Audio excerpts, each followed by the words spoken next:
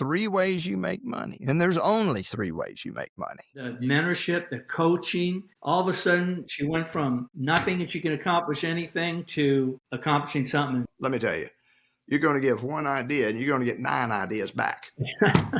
That's a hell of a trade.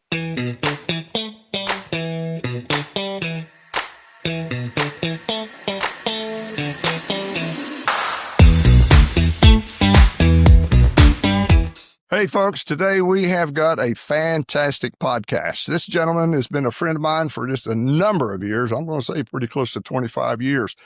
And he's been involved in the print industry with me. His name is Joe Manos.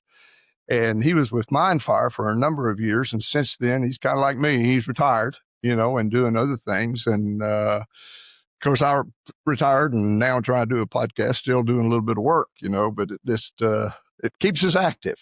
Joe Manos. Hey, Larry, how are you, my friend? I'm doing good, sir. It's just good to see you. I've talked to you periodically, but I hadn't seen you in quite a while. Too long. It's I was thinking back excited to be with you this morning. And, it was all the way back to the printable days back in 2002 when we first met.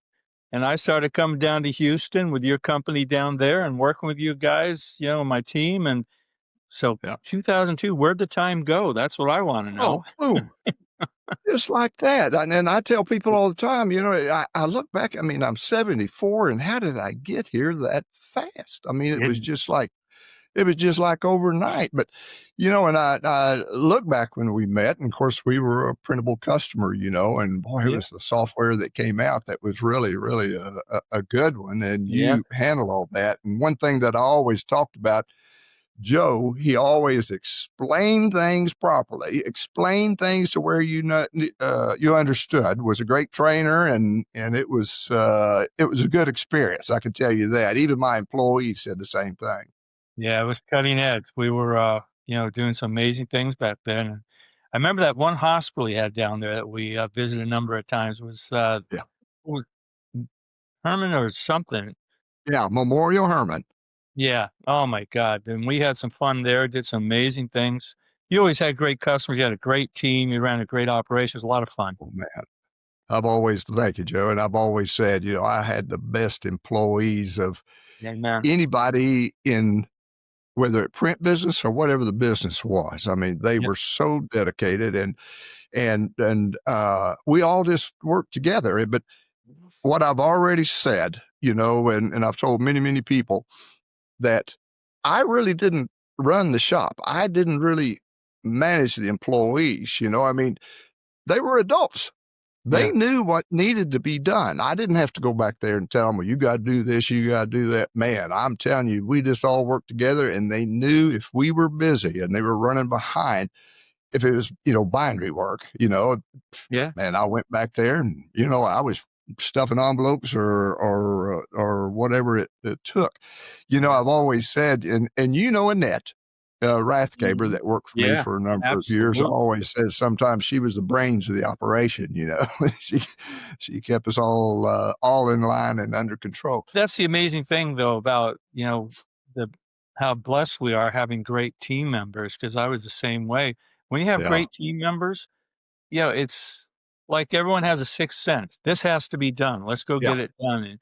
And that's something I worry about for a lot of younger folks in leadership today is, whether or not there's that same community, of getting things done and the way we used to run it. But, we'll talk a lot about different things today, but that's, one of the things that I think about. I look at the world sometimes and I know you probably do too. There's a lot of push button online. I see my granddaughters doing it, and so all the social media that's out there of good and bad, then it's just a whole different crazy world just in this past 25 years. It's got nuts. Yes. Because I had, Mark Potter. Oh yeah, absolutely. Good guy. I really like him. And I talked to him a lot about AI and how he uses that. you know, and I use it a little bit. It really helps me out a bunch, you know, not being able to really spell, you know, like I can, or complete sentences and everything. But golly, the instant research you can do, whatever help you need. And I mean, I had it write me a speech the other day. It was perfect. Yeah. You know, and put it together, you know, absolutely Well, and nice. that is one of the things that is amazing. Anybody in sales and organizational marketing, the things that you can do with AI today to take out a lot of your busy work and make you more efficient. The other thing is, you know, I almost went back to work with Mindfire on a special project dealing with AI, and they've built a real nice AI assistant into their online marketing. So when you got your direct mail and folks are getting involved with follow up, the AI assistant is like having a sales rep talking to them and answering questions. You could ask it almost any question you want, and the AI assistant say, "That's a great question, Larry. Here's the answer, A, B, C." So it's remarkable. It's darn exciting. But like all technology, you have to know what to do, how to do it, so that you're not wasting time in extraneous areas that aren't going to bring any value to you or your customer. But yeah, AI there's some great things as you've articulated, but there's some scary things too. It has to be managed. And so hopefully, you know, all the companies get involved with it. We'll do a good job with that. Yeah, just got to patrol it and Yep. police it. Well, how long have you been from, you retired from Mindfire, Joe? Yeah, Dave and I were just talking about this the other day. Dave Rosendahl, and it's hard to believe it's already been 2.5 years. And again, it's gone like that. You know, I do work with a couple customers who, you know, are always looking for that inside.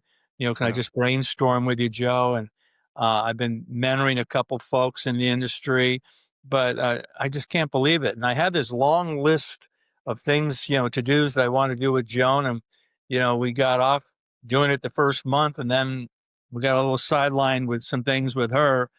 And then I told you about my mom as well. And it just, you know, this would be a coaching tip I'd say to everyone, because I worked till I was 70. I worked from 20 to 70, 50 years.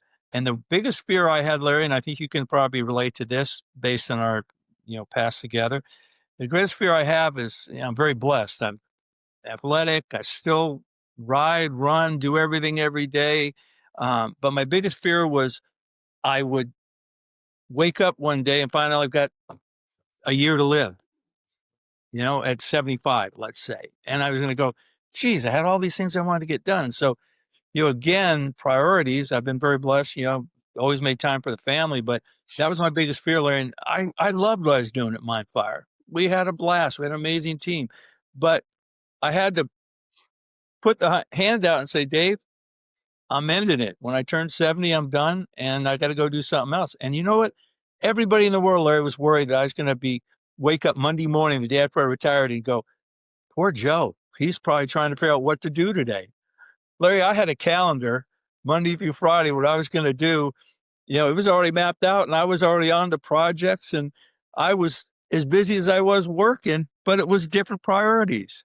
So 100% correct. That's funny you said that, because, you know, I said, golly, I think I'll just retire when I'm 75, you know, and I just had that number. Yeah. But the whole time, Joe, I was concerned, you know, well, what am I going to do when I retire? You know, I'm with people, and you know, my customers and employees. I talk to these people all day, every day, you know, and interaction, you know, and put deals together and the whole deal. And then when I left, you know, I left about 18 months early of the 75. I ain't slowed down since. Yeah. I mean, of course, I knew I was going to start this podcast. Well, it just accelerated me starting the podcast, you know, of having time and found Aubrey, you know, and Yeah, you everything. guys done a great job. I love it. Well, thank you, Joe. I appreciate it very much. But, you know, I don't know if you know or not, and I'm not trying to get off into a medical conversation, but just like you said, you just wake up one morning and then you've got a problem. Well, that happened to me. I think you might know a little bit I about do. it. Yeah, I know all the details, and I was really praying for you.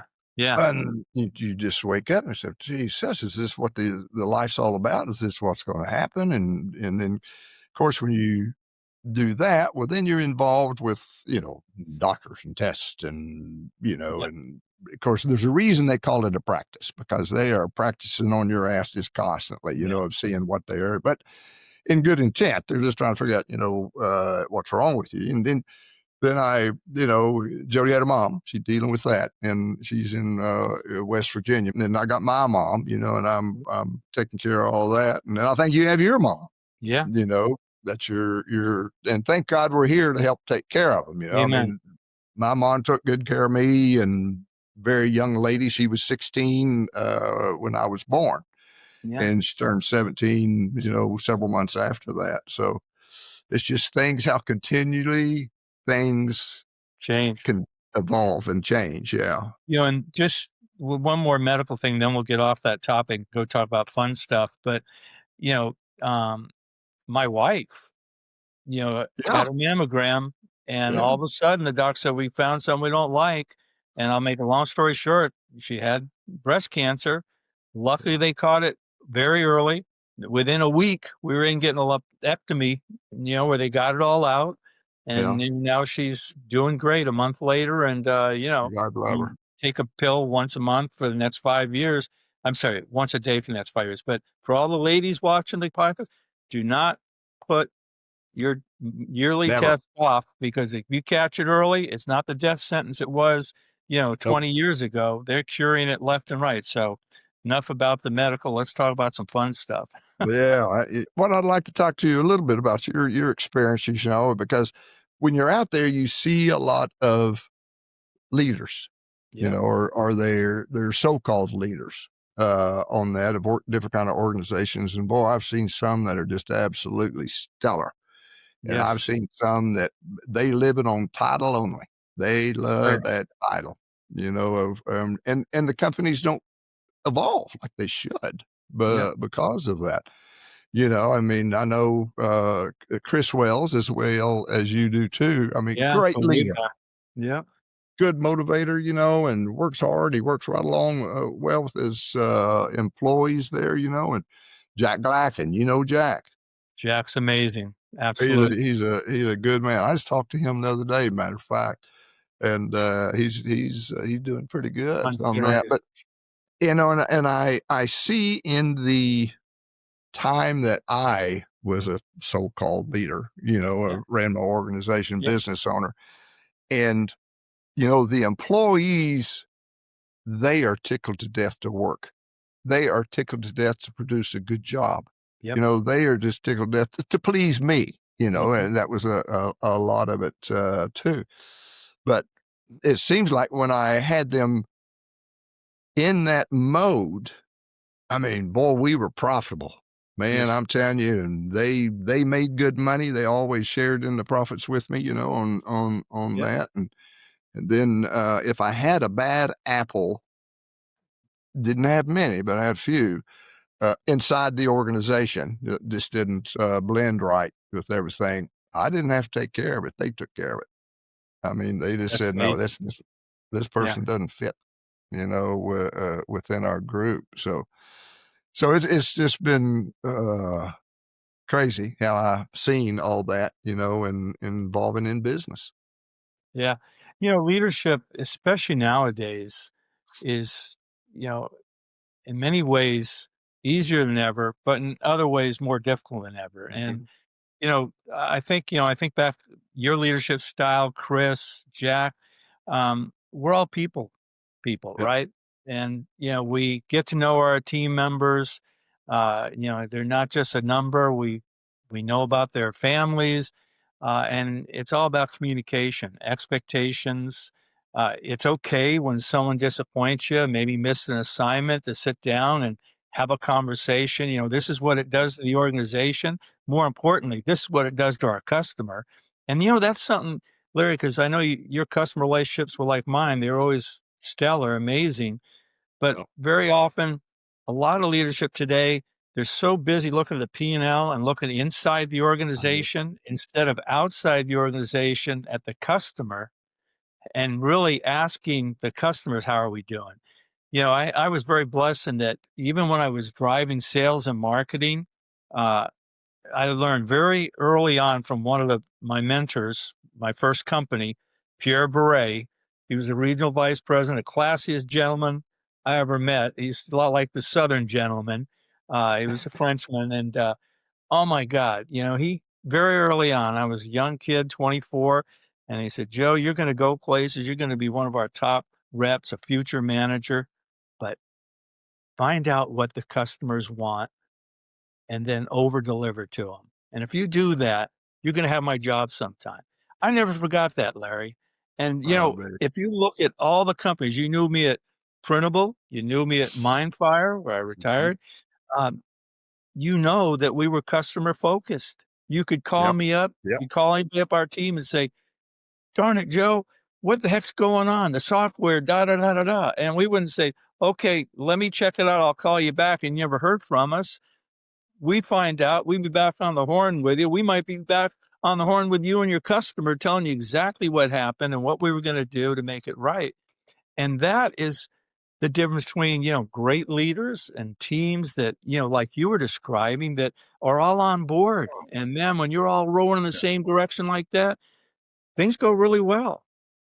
Yes, they do. Boy, I'm telling you, it just all the difference in the world, on that.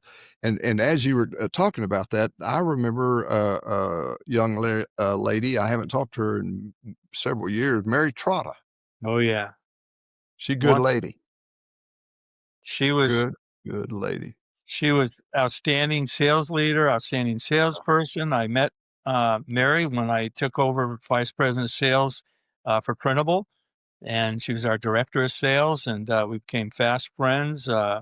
And then when I went to Mindfire, I didn't reach out to her because I didn't want to steal her from the company she was helping. But she asked me how I was doing. I said, "I'm loving life over here. Have you ever considered a career change?" She said, "I'm ready to go." Yeah, So she man, that's gave me great. line fire, and we had great, great times. Yeah, I mean, she was just an absolutely lovely lady and You know great that, person to respond. but isn't that how it goes? I mean, I could give you a list of probably 10 people in the industry that when I moved, from print channel to printable, um, that reached out to me and said, "Can I be on your team?" Yeah, People want to be with great leaders, you do. and they want it because they know that when you have a great leader, it's about all rowing in the same direction, Mhm. having clear objectives, and getting the job done. And of course, I keep bringing up different people, and for the audience, this is people that Joe and I worked with, and they're all great people. And it's always so nice to be able to have those memories to pick out those Yeah, few that you worked with a great deal. But you look back and just the print world was just, very rewarding. It was at that yeah, time. It was just the good people. And right now, I am trying to do the best I can to operate and work in the digital world, you know. yeah, But I used to work in an analog world yeah, for years, yeah. and boy, and it started changing. It changed quick. It really did. And one of my first companies, Icon, um, Yeah, second company, but that was really when Canon color copiers came out.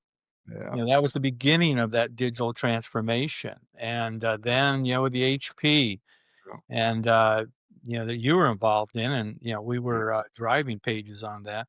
It happened really fast and it's continuing to evolve. I mean, the technology that's happening today to help, mhm. marketers and different customer needs is just insane.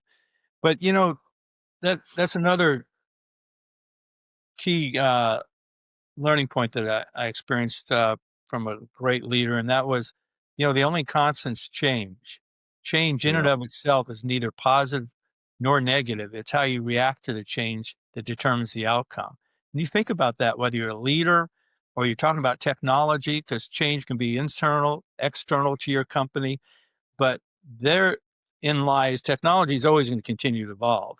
oh yeah, And again, at what point do we're talking about AI. When do you put your toe in the water? When do you get involved? And again, that's when talk about great leadership, that was one of my frustrations with some of the leadership teams I worked with, was it's almost afraid, they were afraid of technology, embracing it. And often some leaders wanted a perfect dossier that said, I guarantee success if we make this investment. And you and I both know there's no guarantees in life or business. You got to go with your gut sometimes. 8 out of, or let's say 6 out of these 10 data points suggest that we could be successful. That's enough for me, Larry. We're going because first the market's going to have a huge advantage over the competition. And so, change, the only constant, how you manage it. And boy, some leaders are afraid of change. Oh, scared to death. And, several of them looked like that I was a total idiot. And, sometimes I am, but because I spent almost $3.5 million on a press, on an offset press. It was an 8-color Perfector. Only print shop in town, and not very many in the state of Texas, have Perfectors like that. I told Larry, you're never going to be able to, justify having that press, and I bet it was probably within 90 days. I mean, I was running around the clock on that work. Yeah. It was just crazy. Of course, it was a gamble, Joe, but and I just knew with all the research and the customers and the work that I knew that was out there, I said, if I just get that press, I know the work will come, and I think, boy, my wife will divorce me if it doesn't come. So sure enough, man, it just came in and we were just cranking that work out just left and right, and then it changed many years later, then it changed and, the business kind of slowed down because it was going digital, a lot of it. Yeah. And they wanted the personalization, which is what you brought to the table, on the softwares and things. So, but it's interesting. It all comes back to leadership, right? And I'm thinking back to a couple folks that we know, I won't mention their name, but were, let's say, senior level salespeople that were frustrated with some of the decisions the president was making. And so I wasn't in their company. They'd reach out to me and say, Joe, can I bend your ear a little bit? Let me paint a scenario, a situation I'm dealing with, and tell me how you might handle it. So they're looking for some coaching, some mentorship, from someone they respect and that is in a senior level in another company. And what's interesting, when you break those types of questions I was getting asked, they're asking me for this, they're asking me to do this. It was about accountability, getting out of their comfort level. But sometimes, and this comes back to great leadership, it wasn't aligned with what their primary responsibility was and what their key deliverables were on a monthly basis. And so therefore, they were having difficulty with it. So again, if the leader was clear in articulating why I need help in this area from you, I know it's not a perfect fit to your job responsibilities, just back to communication. And so, we mentor in different ways, internally, externally. Yeah, I mean that's what I've always said. Even the employees when they'd come to me and just give me clear expectations. Yep. So know how to act. The same thing I'd go to the employees so they would know how to act and know how to respond. You relay it to sports. You tell them how you want that play ran and execute it. And it'll, majority of the time, it'll work. Absolutely. You had mentioned a while ago when I was talking to you, which I'm very big in, which I know you know that for sure, because I mentor so many younger adults, and I took the time a couple of days ago and I started writing, or talk to text is how I do it, about my greatest mentors. And so I just went and I started, writing them all down and it, boy, I tell you, just the memory started flowing of what all they did for me and how they helped me out, which is what I'm able to do to pass that on, to some of the people that I work with. And I know you've done the same thing. Absolutely.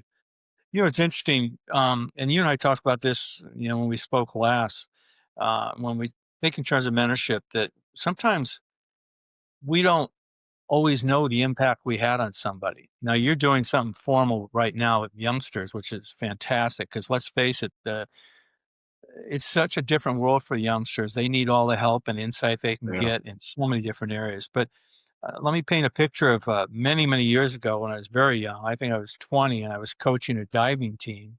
And I think I told this story. And I had a young girl on my team. She must have been 13 at the time. And she was the youngest of 5 kids, 2 boys, 3 girls. And apparently she wasn't getting the reassurance from at home, maybe with her parents being super busy, that she could accomplish anything she put her mind to. Mm-hmm. And when she came on the diving team, she didn't have any skills. But by the end of that summer, she was one of my top divers in her age group. Oh, And wow. she had Yeah. won first and seconds. And that was all her. I just gave her some coaching tips on do this, and she practiced and encouragement. Oh my God, you're getting so good. 2 months ago, you couldn't do that. Look at that now. You do 1.5 pike somersault. Oh my God, that's amazing. So she's getting that positive reinforcement. And she went on to become a really good diver. She dove in high school as well, which is fantastic. Oh. But making a long story short, I ran into her in the airport about 5 years ago. And, Mhm. and I was running to get home. It was a late flight. And I hear, Joe. And I look around and there's this girl, about my youngest daughter's age. And she goes, I'm so-and-so. I said, oh my God, I haven't seen you in 30 years. My She God. goes, I know, what are you doing? Oh, I'm a vice president for such and such. I'm just heading out for a flight. And I said, oh, tell me about it. We exchanged numbers. And before she said, I got to catch this flight, but I want to tell you, you changed my life. I said, what? And she goes, and she just talked about the mentorship, the coaching. All of a Mhm. sudden, she went from not thinking she can accomplish anything to accomplishing something, and then she wanted. We never know just by investing some time and helping someone what Just a little bit. the true outcome's going to be, right? Yeah. I mean, it's so true, and the the greatness that I feel is when I've got a couple of them now, that they're they're gonna graduate here for too long, Yeah, and, they'll just call me out of the blue and just say, "Hey, Larry, let me tell you what's happening, and, if I can yep, get some feedback from you or some ideas." I said, "I'm happy to do that for you." I've said many times, uh, I'm I'm showing them the roadmap and yes, teaching them how to read the map yes. so And they'll so know many what to people do. don't have a roadmap, Larry. That's No, that's the problem in today's world. Even some business folks don't have a good no. roadmap. They could use better insight, right? Oh my God, I know it. I see it, and I'm not a financial wizard by any means, but I am working with the kids on finance. 'Cause they don't really get that, in the Yeah, household or yeah, either in school unless they're taking some kind of finance degree or something. To help them out because I've seen business partners that can't even read or not business partners, but I've seen business associates that can't even read a financial. yeah, yeah, I said, "My absolutely. God, I mean, that's you gotta know how to do that. That's your scorecard. Yes, You sir. gotta you got to read that thing." One thing that I've really enjoyed, working with you over all these years and all the other people that I've worked with over Yeah, is the collaboration. yep, absolutely. None of us are competitors. Yep, Always helping each other, and how absolutely. great it is just to be able to pick the phone up, and I can talk to somebody all through Europe, or I can talk to somebody in Israel, I can talk to somebody in Singapore, I can talk to somebody in South Korea, I mean, Spain, I mean, or anywhere in the US of people Absolutely. that I know, and tickled to death to help me out. Yeah, absolutely. And that was the amazing thing about D-Scoop, which we Yeah. both participated in. I was thinking about, as we're getting ready for this call, the one D-Scoop we had in South Korea. And that you talk about so many different European and South Asian companies coming together. And I remember I was doing a 1-hour presentation on stage, big stage, and they had like 20 different sound boxes back there. And I asked one of the AV people, I said, "What's going on back there?" And they said, "Oh, those are all the translators. Everybody's got different ear sets depending on where they're from. Listen, your speech is being translated in real time to these folks." I said, "What? You'd be kidding me." But again, we were sharing ideas, right? And we weren't bashful about that. We'd walk in, and when you think about that, Larry, that was one of the things when you think about the calls that our teams made together back in the day. I think, especially for salespeople today, one of the fastest tracks to opening doors of opportunity is walking into that customer. What are you trying to accomplish today that you don't have? Because everybody, even the most successful companies in the world, are trying to accomplish something they don't have today, right?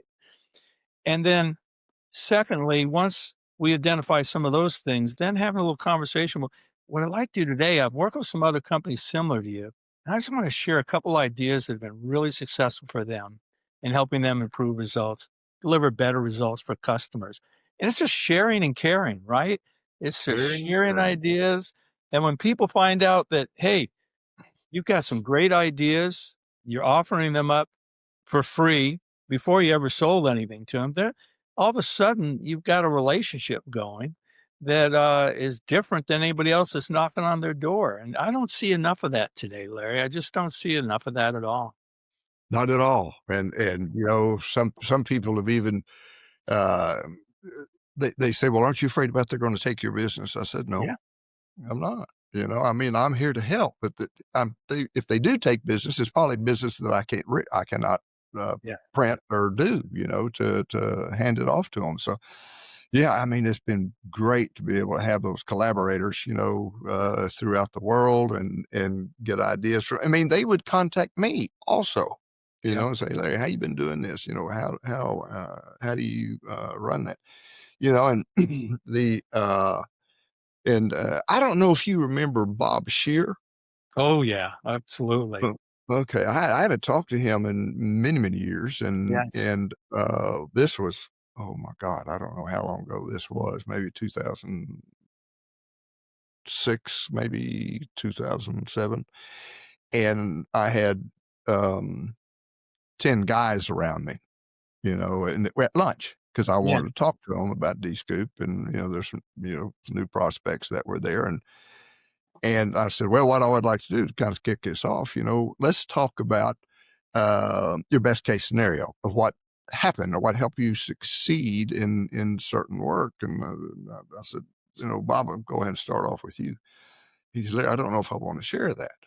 These are competitors here." And I said, "Okay, Bob, let me tell you.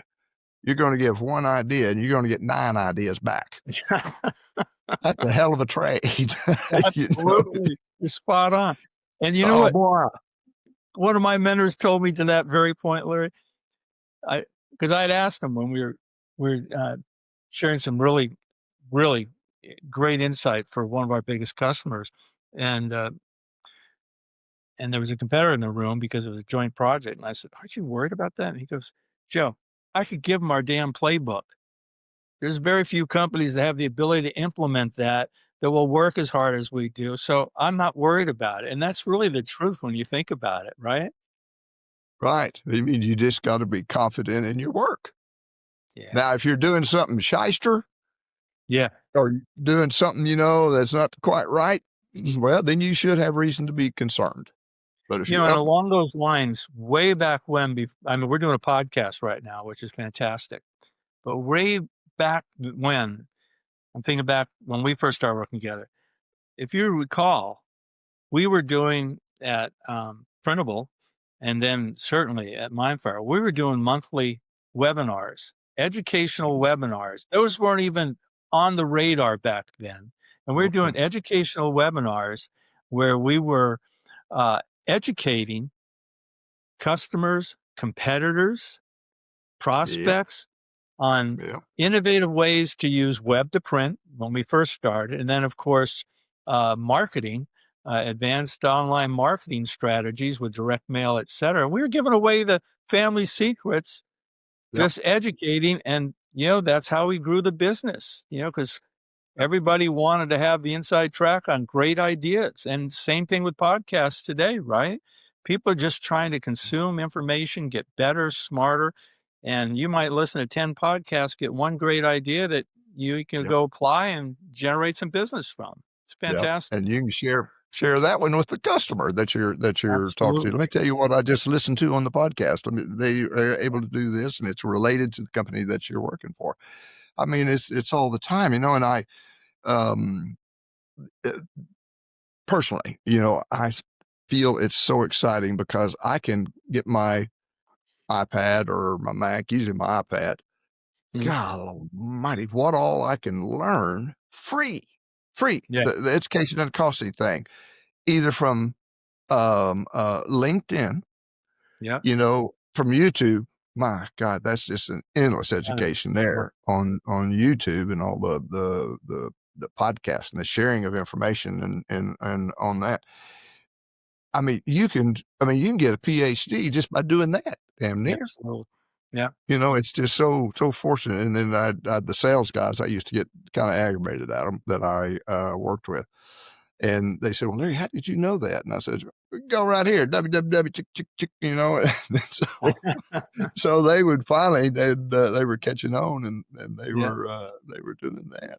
Oh man, you and I were talking about something a while ago. How life changes, and of course I'm taking help my mom being taken care of, and my wife is just now started taking care of her mother. And God love her, it's just has a little bit of a dementia, and and dealing with that, and it's sad. And I see it working on Jody, of going there and everything. And my mom, she's 90, and she's a little off, but she's still pretty sharp. She's just not physically able to do things. She's confined to a wheelchair.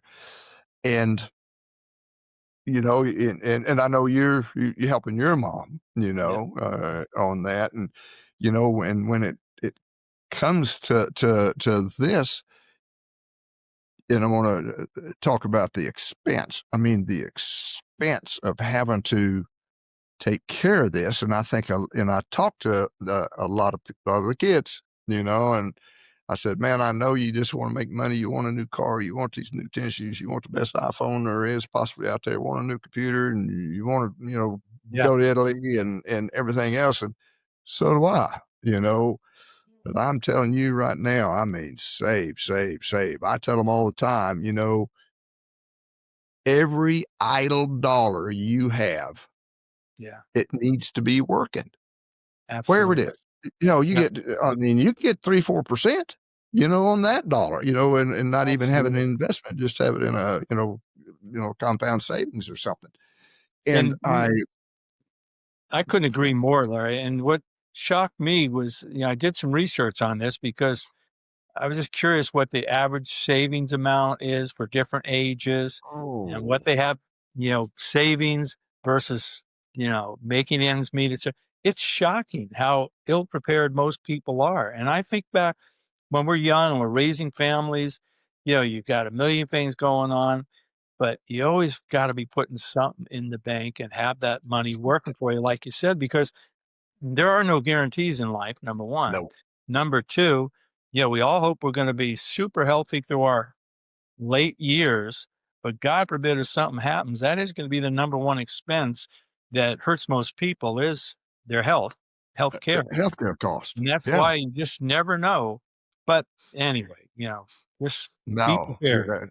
And I tell them, I said, there's 3 ways you make money, and there's only 3 ways you make money. Yep. You either make it yourself, get a job, and do that, or you start a business and then you get people to make you money. Yep. Okay. And then the pinnacle is you get your money to make you money. Exactly.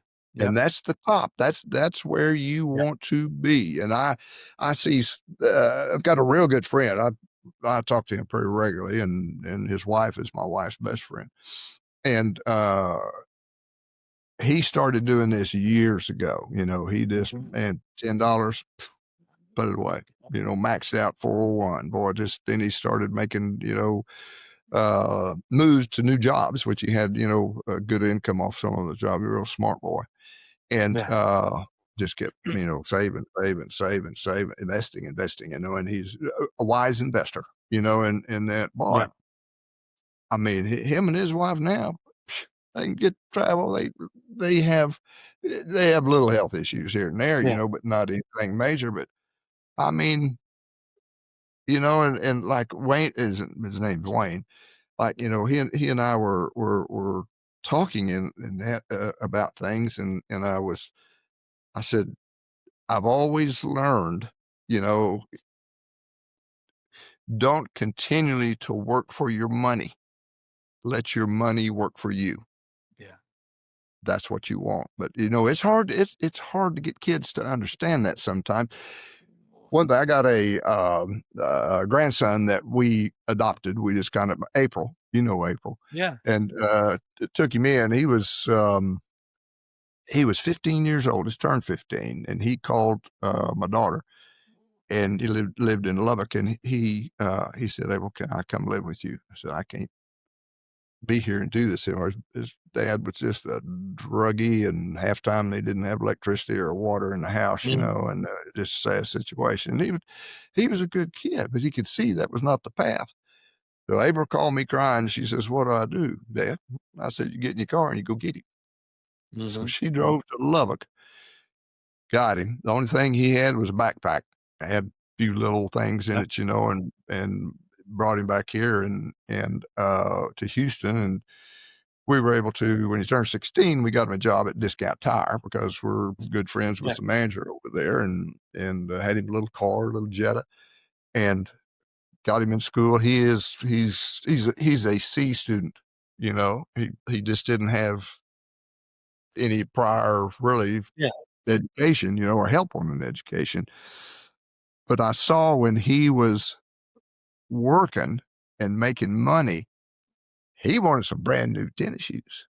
Yeah. He wanted an iPhone, so he wanted the things, and, that everybody else had. And it took us a while. And then April, she stayed on him, and she controlled pretty much his accounts there, and says, "Corey, you got to save money, just." So boy, she was helping him save money, and he told my daughter, it tore my daughter up, said, "I would not have these things if I didn't have you. I got money in the bank. I got a good job." So I, that's that. And there's so many folks like that, young folks like that, that need that help. 2 points on that, Larry, that I think are important. One, you say he was a C student. Not everybody needs to go to college. And I'll tell you something I learned, and hopefully some of the young folks on this call are parents, pushing their kids to go to college. Flying back and forth across the U.S., the world, in my career, I'd often be sitting next to a business owner. Yeah. And I can't tell you how many times I sat next to a president of a trade, electrician, plumber, AC, heating, etc. And you know me, I'm always asking questions, Larry. And I say, "What's your number one challenge? What's killing your business?" And they said, "Joe, I can't find enough young people to bring into my business that I can build. These kids can come in my business, they're going to make $60K the first year. If they're any good, they're going to make 80 year two. By year 3, they're going to be making over 100,000 a year." He goes, "There's no college graduates, earning that kind of money right out of school." And that today, this is 5 years later, it's still the number one issue. I've got a number of guys in my golf group that run those companies. So for any parents listening, they've got their teenage sons or their daughters that they're pushing to go to college that they don't want to do, get them in a trade. I'm telling you, there's such a great career path. The other point, we're talking about youngsters' money. How do I learn how to manage my money? If you're blessed, you got great parents, hopefully they're helping you. You're training some and, helping them. But another one of my mentors told me something. And we were talking about, stockbroker I was working with that was giving me some advice. He said, "Joe, be careful. He goes, I don't trust anybody with my money. I work too damn hard for it. He goes, if that guy that's advising you isn't a multimillionaire, don't take any of his advice. Go read this. Go read this. Now you can get on the damn internet and start researching just about any topic in the world you want and educate yourself. So careful when we're talking about money. Be careful who you're taking advice from, because there's some people out there you ought not be taking advice from. No, and I tell them all the time, you're going to have two jobs your whole life. You're going to have a job that you make money, and you need to be in charge of your money. You need to manage it. That is your job, to be able to do that. And what you said earlier, I mean, Corey is a truck driver. Yeah. Across country. Yeah. And he goes all over the place, he makes good money. Absolutely. And everything. And Jody and I were very fortunate. We lived in a very, very nice neighborhood, and she's a real estate agent and everything. But the majority of all the people that lived in that neighborhood, they were HVAC. Yeah. They were electricians. Yeah. They were plumbers, and now all of them owned their companies, but they started out being, those type of, they're millionaires. Yeah, absolutely. And it's shocking. Even today, that was 5 years ago, these guys were, and I was sending all sorts of people to them. I know it's even worse now, because I've talked to guys in my golf club that say the same darn thing. Joe, God, if you got a young men and women, send them over. I just want them to talk to them. It's amazing. And what they don't understand, Joe, you got AI that's coming. And I hear people saying, oh my God, they're going to take my job. They're going to take my job. I said, well, I'm going to tell you something. They're not going to take an electrician's job. No. They're not going to take an HVAC job. Nope. They're not going to take a plumber's job. They're not. And you think about the last time, you were having a heat wave in Houston and your AC went out, and you called and they said, I can probably get to you next Wednesday, a week from now, because we are booked out in emergency calls. They are always busy, and that's why they're always looking for people, for sure. It's just wild, on there. Yeah. Joe, I cannot tell you how much I appreciate you being on the podcast with me. My and to pleasure, talk Larry. and catch up on things. I'll do anything to help you anytime, anywhere. Give Jody my love. Give her a hug. Pray for parents. And hey, each day is a blessing. Make sure we maximize it. That's exactly right. You just get up and take off running and, do the best you can all day long. Well, and same here, Joe. If there's anything I can ever do for you, you need anything, tell Joan I said hi and, bless all the grandbabies and the kids and everything. Yeah. So we'll be talking. We will be talking, and I appreciate it very much. Thank you, sir. Have a good one. All right, bud. Good day. Bye-bye now. If you're enjoying The Larry Vaughn Show, don't forget to give the episode a thumbs up, subscribe to the channel, and ring that notification bell to ensure you never miss a new episode.